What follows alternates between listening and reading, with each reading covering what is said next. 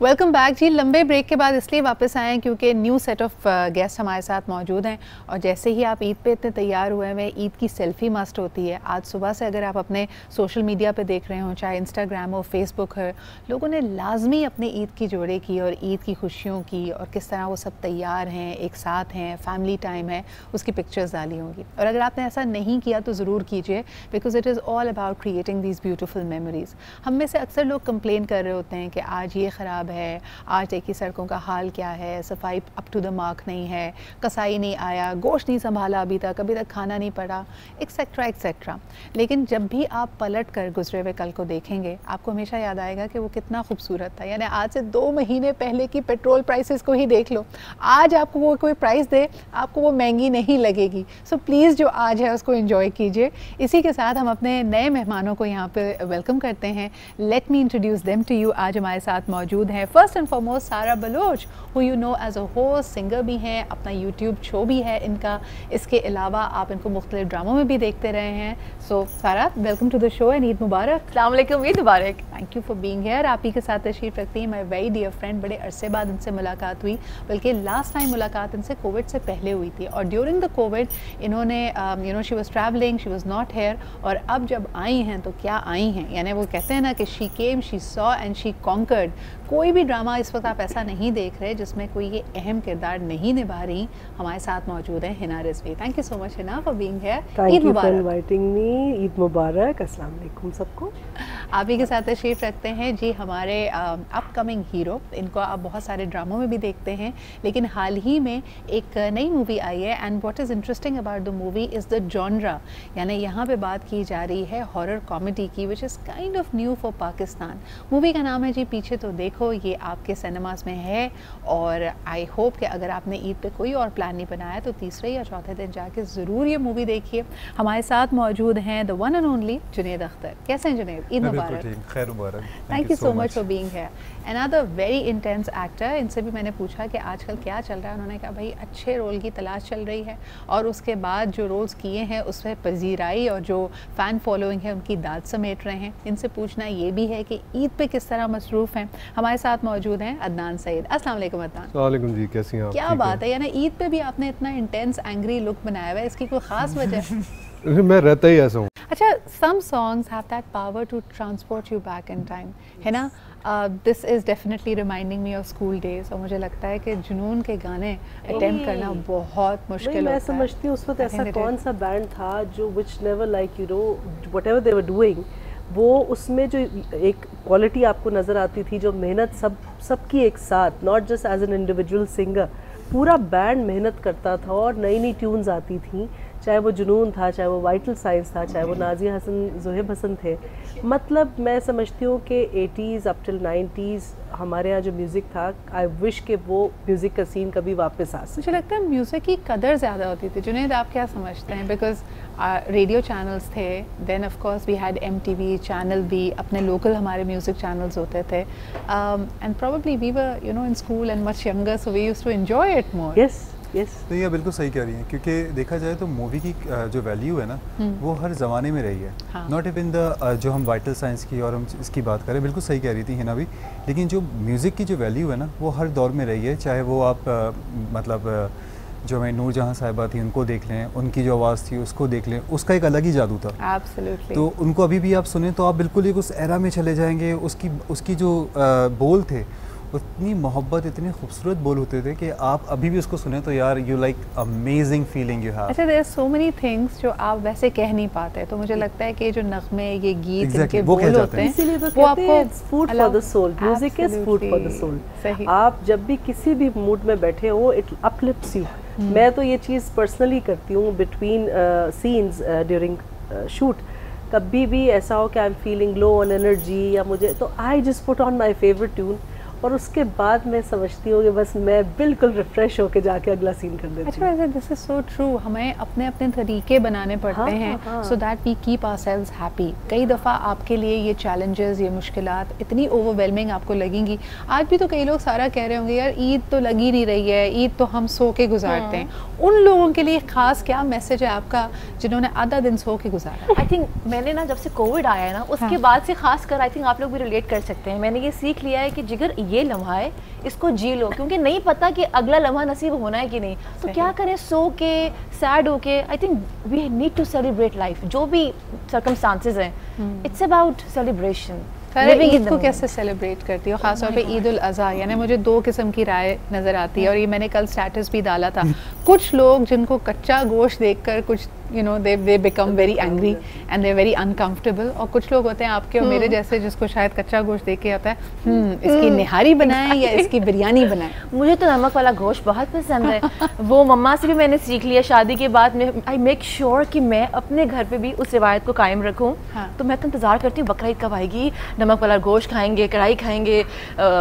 I enjoy food. अच्छा, you enjoy cooking as well? Not really. खाना, मुझे खाने का शौक है, but yes, I cook at home. पकाने का शौक नहीं है। मतलब बना लेती हूँ because my husband, उनको घर का खाना अच्छा लगता है, तो उनके लिए बनता है खाना, but मुझे खाना and I love कराची का खाना। क्या बात। And this is something अच्छा है, सारा ने कराची की किसी चीज़ की तो तारीफ की, वरना जब से हम ऑफलाइन सुन रहे थे कराची में ब्लो ड्रायर नहीं रहता, कराची में गर्मी बहुत है, कराची में ये तो कराची में वो। खाना तो पसंद आया? खाना पसंद आया, मैं बहुत मिस करती हूँ कराची का खाना, कराची की रोशनी, कराची का समंदर। कराची की रोशनी तो हम भी बहुत मिस करते हैं। अदनान, आपके घर में लोड शेडिंग का क्या हाल है? मुझे लग रहा है आज रात भर लाइट नहीं थी? नहीं, कम होती है। अच्छा, क्या करते हैं जब लोड शेडिंग है, पेट्रोल की कीमत बढ़ी, ये सारी प्रॉब्लम सर पे सवार होती है या भूल जाते हैं? ओए होए, फर्क तो सबको पड़ता है। हाँ, प्रॉब्लम्स होती हैं थोड़ी बहुत, तो मैनेज करना पड़ता है। कैसे मैनेज करें? लोगों को कुछ टिप्स देना, कैसे मैनेज कर रहे हैं? कैसे मैनेज करें? सब अपने अपने तरीके से मैनेज करते हैं, सबके अपने अपने हालात होते हैं, तो उसके हिसाब से सब मैनेज करते हैं। मेरे अपने हालात हैं, मैं अपने तरीके से मैनेज करता हूँ। सही। लेकिन जिस तरह से मेरा भी ख्याल ये कि जिस तरह पेट्रोल महंगा हो गया, अब तो मोमबत्तियों वाला दौर आ चुका है कि अब जो मैनेज करना है ना, मोमबत्ती के साथ करना है। अच्छा, अगर आपको कहीं जाना हो किसी ख़ास इंसान से मिलने के लिए, तो पहले तो कहा जाता था कि लड़के दौड़ के फ़ौरन नहीं कोई मसला ही नहीं है, आपके काम भी कर दूंगा, आपको कहीं से पिक एंड ड्रॉप भी कर। अब जो पेट्रोल की कीमतों में फ़र्क आया है, तो अब क्या रुझान है जुनैद इस बारे में? अब फ़ोन कॉल जिंदाबाद। अब मिलना मिलाना थोड़ा कम, वीडियो कॉल कर लेते हैं। तो वो खुद की गाड़ी भी घर पे खड़ी करके ना, तो वो जा रहे होते हैं, वो दूसरे से गाड़ी मंगवा रहे होते हैं। अब आपका सच्चा दोस्त वो है जो आपको घर से पिक करे और आपको कहे कि यार कोई मसला नहीं है, मैं आ जाता हूँ, और जो हिले बहाने बनाए वो बस आप जान लें कि वो दोस्ती इतनी पायदार नहीं है। When you go for shopping, मेरे इतने जानने वाले थे, टोल्ड मी सारा शॉपिंग पे जाओगे ना लग पता जाएगा। मैंने कहा पता नहीं क्यों बोल रहे हैं। लिटरली जब मैं गई हूँ तो मुझे लगा मैं पाकिस्तान में शॉपिंग नहीं कर रही। क्यों? ये तो बिकॉज सब कुछ ओवर प्राइस हो चुके हैं। लेकिन सारा ज्यादा गुर्बत का एहसास है ना, तो तुम दुबई जाओ, वहाँ पे तुम्हें और महसूस होगा कि फिर मैं पाकिस्तान ही जाके शॉपिंग करती हूँ। नहीं भाई, महंगाई हर हवाले से ज्यादा हो गई है, बट मायूस ना हो, अल्लाह से दुआ करें, अच्छा गुमान करेंगे तो इंशाअल्लाह अच्छा होगा। बिल्कुल, और अच्छे गुमान के लिए मेरे ख्याल में बेहतरीन तरीका ये है कि उसके लिए किचन में जाया जाए और देखा जाए कि वहाँ पे क्या हो रहा है। मुनीज़ा ने जबरदस्त कुनाफास बनाए हैं, कहाँ तक पहुँची है जी कुनाफे की कहानी? रेडी हो चुके हैं, बस प्लेटिंग कर रहे हैं। प्लेटिंग, अच्छा बता तो दो इतना, मुझे लास्ट सिर्फ पता चला था, अब प्लेटिंग पे बात आ गई है, तो बीच में क्या हुआ है? नहीं, हम रेसिपी आपको बताते हैं। सबसे पहले हमने वर्मिसेली को सौते किया बटर के साथ। ये सवैयों का जिक्र हो रहा है जी? जी, हाँ जी। उर्दू में सवैयाँ कहते हैं, जो ब्राउन नॉर्मली यूज़ होती हैं हमारे घर वाली सवैयाँ, और उसको आपने बटर के साथ सौते करना है। उसके बाद नेक्स्ट स्टेप हमारी फिलिंग थी। इसमें हमने 1 कप जो है मिल्क लिया, उसमें हमने शुगर डाली है and cream cheese and all पर क्रीम आप ले सकते हैं। वैसे उसमें चीज़ आती है, लेकिन अगर आपके पास मौजूदा चीज़ अवेलेबल नहीं है तो आप क्रीम चीज़ भी ले सकते हैं। दिखा भी तो देना इसके ऊपर जरा, ये प्लेटिंग अभी बाकी है। क्या बात है। You love kunafa. Kunafa is very heavy, but Eid है तो चलता है, कोई बात नहीं। आप सिर्फ देख सकते हैं जुनैद, आप सबसे ज्यादा कॉन्शियस लग रहे हैं हम में से डाइट के मामले में, तो हम आपकी डाइट बिल्कुल खराब नहीं करेंगे। आज ईद का दिन है और मैं करूंगा ये डाइट खराब। आज आप चाहते हैं कि सारी बदपरहेजी किया था घर पे कि अम्मी मैं जा रहा हूँ शो पे, मैं अपनी डाइट खराब करूंगा। क्या बात है, नाश्ता भी नहीं करके आए यही कह के, पर मैंने आज यही खाना है। अच्छा जी, हम एंजॉय फूड ईद पे रच के। मैं ईद क्या, हर दिन आई एंजॉय फूड। ये तो एक जद्दोजहद मुसलसल है कि हमें अपना वजन कम रखना है। लेकिन एक छोटा सा ब्रेक लेते हैं and we'll be right back.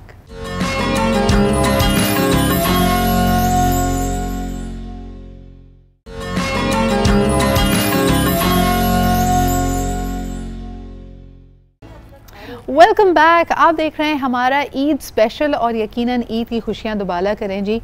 यकीनन अगर आना जाना मुश्किल है, क्योंकि यहाँ पे भी पेट्रोल की प्राइसेस का भी बड़ा जिक्र हो रहा था, ईद है, कोई बात नहीं, आपको जाहिर सी बात है गोश्त भी बांटना है, उसके लिए रिश्तेदारों के घर जाना भी पड़ेगा, और इसके अलावा भी मिलना मिलाना जारी रखें, अल्लाह ने खैर की, चीज़ें बेहतर हो जाएंगी।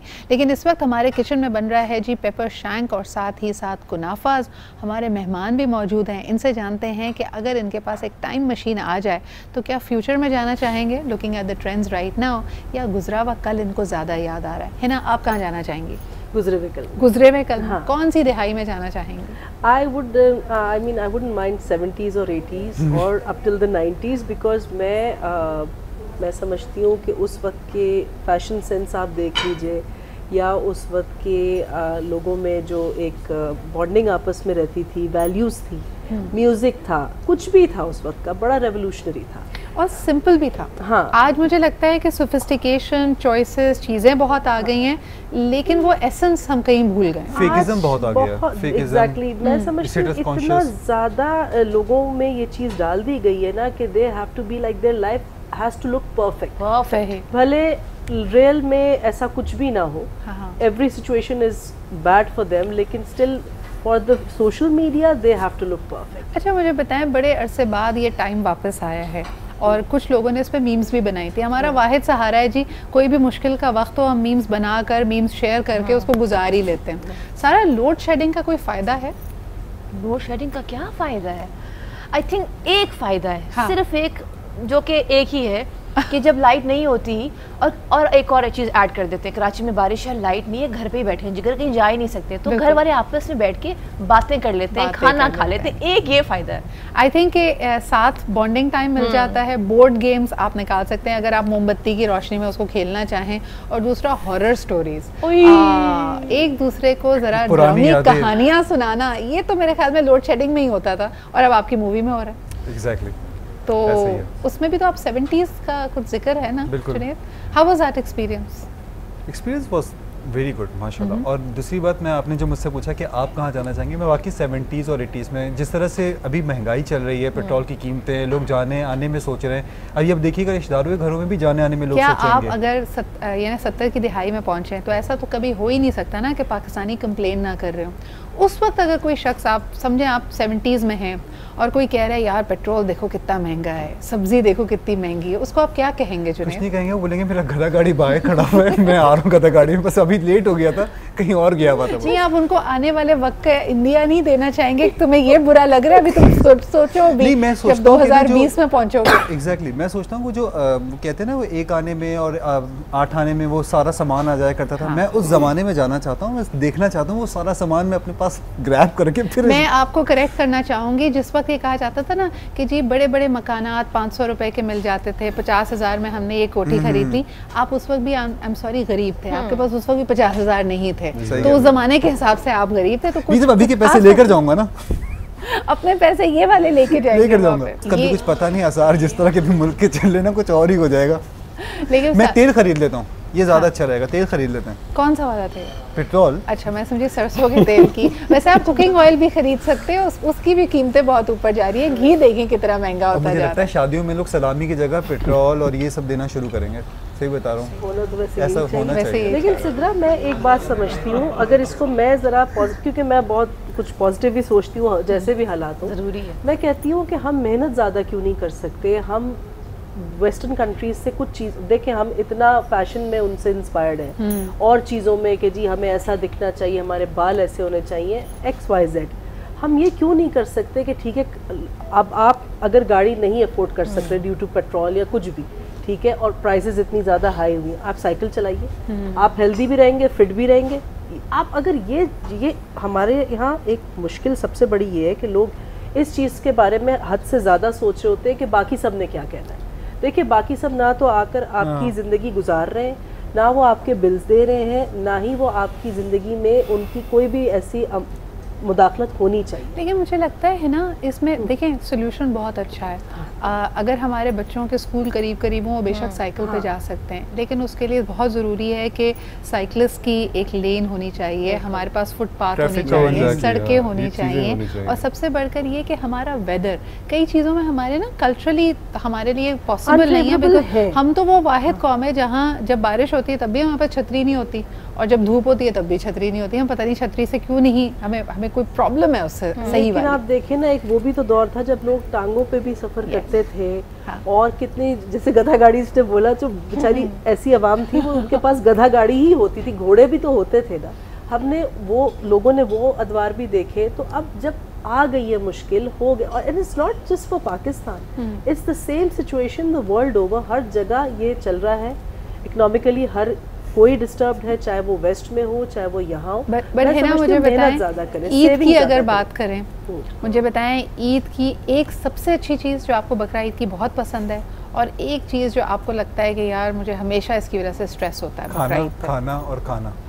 नहीं नहीं नहीं, ऐसा नहीं। नो डाउट कि मुझे खाना बहुत पसंद है। आई एम फूडी, मैं मानती भी हूँ, मुझे इसमें कोई शर्म भी नहीं है। लेकिन मैं समझती हूँ जो कुर्बानी का सारा जो एक फरीज़ा है जो हम अदा करते हैं, वो हर बार हमें इसीलिए ये चीज़ दी गई है बीइंग मुस्लिम्स के हम याद रखें हर किस्म की कुर्बानी को, चाहे वो इंसानों की सूरत हमने दी हो फॉर दिस कंट्री या कुछ भी हो, ठीक है। तो कुर्बानी जब हम करते हैं तो वहाँ से हमें बहुत सारी चीज़ों में सब्र भी आना चाहिए। लेकिन लोग, मैंने देखा है कि अब इतना अजीब हो गया है कि जी बहुत सारे लोग कुर्बानी करने के बाद ना सारा गोश्त खुद ही रख रहे होते। अरे भाई, that's not what Eid Qurban is about. Absolutely. आपको गरीबों में तकसीम, अपने फ्रीजर पहले से खाली करा रहे होंगे, सब भर के रखना। और ईद इसार भी, और कई चीज़ों में कहते हैं कि भाई ये पहले से जमा कर लो, ये चीज़ दोबारा नहीं मिलेगी। अदनान, आपके लिए बकरा ईद या ईद कुर्बान की सबसे अच्छी बात जो आप हमेशा पूरे साल इंतज़ार करते हैं, और एक चीज़ जो आपको थोड़ी स्ट्रेस में डालती है? बहुत अच्छा दिन होता है, मैं तो इंतज़ार करता हूँ। खाने के लिए भी होता है, और सुबह सुबह नमाज में जाने को बहुत मज़ा आता है। जो ईद तो का जो एक इज्तिमा का, एक कम्युनिटी का एहसास होता है, बिल्कुल कि आप सब मिलके जाते हैं नमाज के लिए। हाँ।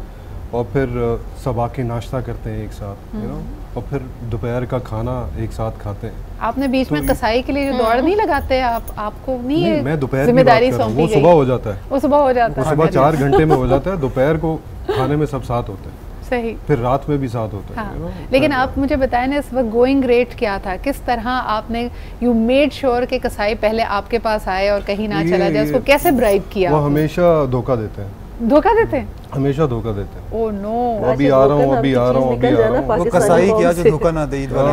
अच्छा, आई थिंक कसाई को ना अगर पहले से आप फोन कर लेना 2-3 दिन पहले, ये हमने एक्सपीरियंस कर रखा है। नहीं, तब भी कुछ नहीं, एक हफ्ते पहले भी कर लें तो नहीं आएगा।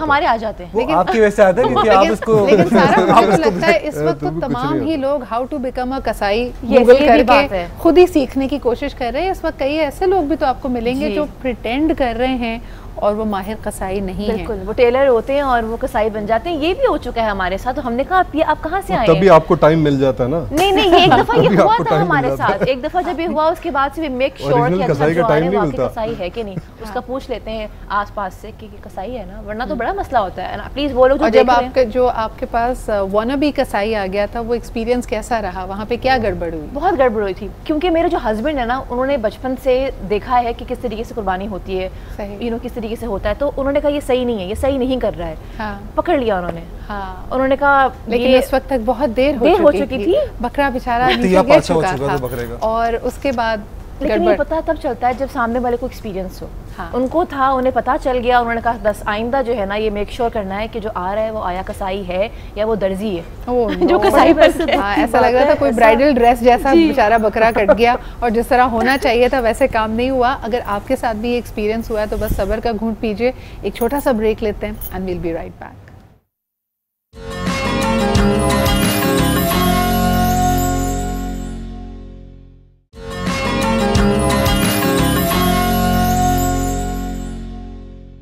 जी जनाब, ईद कुर्बा और मज़ेदार पकवान, इनका तो चोली दामन का साथ है। और आज हमारे किचन में ज़बरदस्त पकवान बने हैं। आपको बताते चलें जी कि मैंने आपको शुरू में भी कहा था कि हमारी जो दोनों शेफ़्स हैं वो माशाल्लाह पाकिस्तान के लिए एक्कोलेड्स जीत के लाए हैं। बल्कि ईद के बाद मैं आपसे इनकी बाकायदा मुलाकात करवाऊँगी ताकि इस कॉम्पिटिशन के बारे में हम आपको तमाम डिटेल्स दे सकें। लेकिन आज मुनीज़ा और लुबना हमारे साथ ही। मुनीज़ा ने ज़बरदस्त कुनाफ़ास बनाए हैं जो कि बड़े आसान है बनाना। आमतौर पर मैं देखती हूँ तो आपने यूज द कपकेक्स के जो आपने वो यूज़ किए, पेपर कप्स यूज़ किए हैं। थोड़ा सा इसको क्विकली अगर रेसिपी को रिकैप कर दो मेरे लिए। ये बहुत ईजी है बनाना, लाइक बहुत टाइम टेकिंग भी नहीं है। और सबसे पहले जो हमने वर्मिसेली को सौते करना है अपने बटर के साथ। जब तक वो सौते हो रही तो अपनी फिलिंग बना सकते हैं, वो भी बहुत ईजी है। आप मिल्क डालें, sugar, cream cheese and cream और एक साथ डाल के आप उससे पकने रखते हैं। जब एक बॉईल आए तो आप उसमें अपना कस्टर्ड ऐड कर दें। बिल्कुल सही। अच्छा, ये कस्टर्ड के साथ बना? बिल्कुल, ये कस्टर्ड के साथ बना हुआ है। उसके बाद नेक्स्ट स्टेप हमारे कि आप कप्स में अपनी वर्मिसेली डालें, फिलिंग डालें और उसको सेट होने दें। फिर वापस वर्मिसेली डालेंगे उसके बाद और फिर उसको 5 मिनट्स के लिए बेक कर देंगे। बेक कर देंगे तो ये थोड़ी सी क्रिस्पी होनी चाहिए और एंड में आप इसमें शुगर सिरप ऐड करेंगे। वंडरफुल। अच्छा जी, हमने भी पहले मीठे की बात कर ली, लेकिन जो हमारा मेन कोर्स है ये ज़बरदस्त शैंक रेडी है और ये ख़ास तौर पे आप बना सकते हैं कुर्बानी के गोश्त की। लुबना, ये आपकी काविश है तो ज़रा मुझे बताएं ये रेसिपी क्या थी? सबसे पहले आपने कहा इसको मैरिनेट करना था ना? बिल्कुल, इसको ओवरनाइट मैरिनेट करके रखेंगे तो इसका उतना ही अच्छा फ्लेवर आएगा। ओके। तो इसको सबसे पहले इमली के पल्प के अंदर जो है हमने ब्लैक पेपर और जिंजर गार्लिक पेस्ट और सॉल्ट डाल के अच्छे से मैरिनेट करके ओवरनाइट रख दिया। उसके बाद आपने ऑयल गरम किया पैन में और 2-3 हरी मिर्चें काट के एक थोड़ा सा अच्छे से उसके अंदर से खुशबू आने लगे तो फिर आप ये मीट और वो जो पल्प हमने जो रात को ओवरनाइट करके रखा था मैरिनेट, वो आप उसमें डाल दें। सही है। और उसमें फिर पानी शामिल कर दें ताकि ये नरम हो जाए। उसके बाद 2 कप्स हमने जो इमली का पल्प लिया था, 2 कप्स के करीब ही हमने पानी डालना है और फिर आप इसको पकने के लिए रख दें। और ये तकरीबन कितनी देर में पकता है? तकरीबन 2 से ढाई घंटे तो लगते हैं। 2 से ढाई घंटे लगते हैं, जिसमें आपने पानी खुश्क नहीं होने देना? नहीं, उसके अंदर इतना हो कि हल्का सा ग्रेवी होना चाहिए। अच्छा लुबना, क्या ये प्रेशर कुकर में बनाया जा सकता है अगर उसमें जल्दी बनाना चाहें? जी बिल्कुल बन सकता है, उसका फिर टाइम कम हो जाएगा। ज़बरदस्त। और इसकी प्लेटिंग के आइडियाज़ आपके सामने हैं। इसमें आपने पीस को भी क्या सौते किया हुआ है? नहीं, ये जब इसका बिल्कुल ग्रेवी बिल्कुल हल्की सी मसाला बाकी रह जाता है तो फिर हम इसमें पीस ऐड करते हैं और फ्राइज ऐड करते हैं। क्या बात है। अच्छा, आपके लिए सवाल आया है कि इसको खाने का तरीका क्या है? क्या इसको ब्रेड के साथ, राइस के साथ? नान, और हम इसको ब्रेड के साथ खा सकते हैं, राइस के साथ नहीं खा सकते। वैसे ज़्यादातर यूजुअली लोग फोक के साथ ही खा रहे होते हैं। हाँ, आजकल तो आमतौर पे रोटी और चावल को लोग अवॉइड कर रहे होते हैं ना। क्या आपका शुमार उन लोगों में होता है? नहीं, कार्ब से कोई मसला नहीं है। आज तो ज़बरदस्त फ्राइज़ भी साथ हैं, हम अपने मेहमानों को भी टेस्ट कराएंगे। Thank you so much Muniza and Lubna for being here. सारा, आप कुछ रिवायती खाना पसंद करती हैं? आपने नमकीन गोश्त का भी जिक्र किया था ना यहाँ पे। यू डोंट लाइक ये शैंक या स्टेक्स या इस तरह की चीज़ें? ईद के 2 दिन के बाद फिर उस तरह की चीज़ें खाने का दिल चाहता है, क्योंकि आप दोपहर में भी वही खा रहे होते हैं हैवी चीज़ें ना, तो 2 दिन बाद दिल चाहता है अच्छा आप कुछ और खा लेते हैं, कुछ चाइनीज़ खाते हैं, कुछ जापानीज़ खाते हैं, कुछ स्टेक खा लेते हैं। मेरा तो उसके बाद फिर दाल या चावल खाने का दिल चाह रहा होता है। आप इतना ज़्यादा माशाल्लाह मुरगन ग़िज़ाएँ और कुर्बानी का गोश्त देख चुके होते हैं कि आप कहते हैं नहीं, कुछ हल्का फुल्का खाना चाहिए। अच्छा, इंटरेस्टिंग बात मुझे ये लगती है कि अब आप लोगों को देखें कि उनके पैलेट में कुछ लोगों को टर्किश कबाब्स पसंद हैं, आप मंदी आ चुकी है कि मंदी, वो दूसरी वाली तो मंदी आई भी है लेकिन हमारी जो अरबिक डिश मंदी है वो भी लोग बड़ा पसंद करते हैं। इसके अलावा इटालियन कुजीन्स हैं, people are making pasta at home. Chinese को तो हम बहुत पहले ही अपना चुके थे और अपना रंग भी दे चुके हैं। लेकिन हमारी कुछ रिवायती ओकेजन्स जब होते हैं ईद वगैरह पे, तो Junaid we think of only Pakistani खाने। आपको भी पाकिस्तानी खाने आज के दिन, या आज आप स्टेक खाना पसंद करेंगे? नहीं, पाकिस्तानी खाने की जो बात है ना वो किसी और खाने की नहीं है, ऑनेस्टली बता रहा हूँ। चाहे वो स्टेक हो जाए, चाहे वो चाइनीज़ हो जाए, चाहे वो सिंगापुरियन राइस हो जाए या जो भी XYZ, लेकिन जो पाकिस्तानी खाने हैं ना और जिस तरह के वो लज्जत भरे खाने होते हैं वो तो फिर आपकी। अच्छा, इज़ इट बिकॉज हम सबको चटपटे खाने पसंद हैं, हमें स्पाइस लेवल सारा हाई चाहिए, या इसकी कोई और वजह है, या हम बचपन से खा रहे हैं इसलिए हमारा टेस्ट डेवलप हुआ है? Part of our tradition. आप देखिए हमारा ट्रेडिशन इतना रिच है, इतना कलरफुल है, इसमें खाना ही पहले एक सबसे, मैं समझती हूँ हर फेस्टिविटी में खाना वाज मस्ट। शादी हो, गमी हो, ईद हो, बकरीद हो, कुछ भी हो, खाना खाना बस यही हमारी खुशियाँ होती थी। तो अब काफ़ी हद तक लोग हेल्थ कॉन्शियस हो चुके हैं, फाइन, लेकिन फिर क्या होता है कि ऐसे मौक़ों पे उन्हें और ज़्यादा टाइम मिल जाता है कि चलो भाई अब ये 3 दिन छुट्टी है, अब मैंने डाइट नहीं देखनी, अब मैंने एक्सरसाइज नहीं देखनी, जिम नहीं जाना, तो I can just indulge a bit. अच्छा, ये बताएं ना कि ट्रेडिशंस में भी थोड़ी चेंजेस आ रही है ना। यानी पहले हम कहते थे कि अगर एक लड़की की नई नई शादी हुई है तो सबसे पहले उससे खीर बनवाई जाती थी।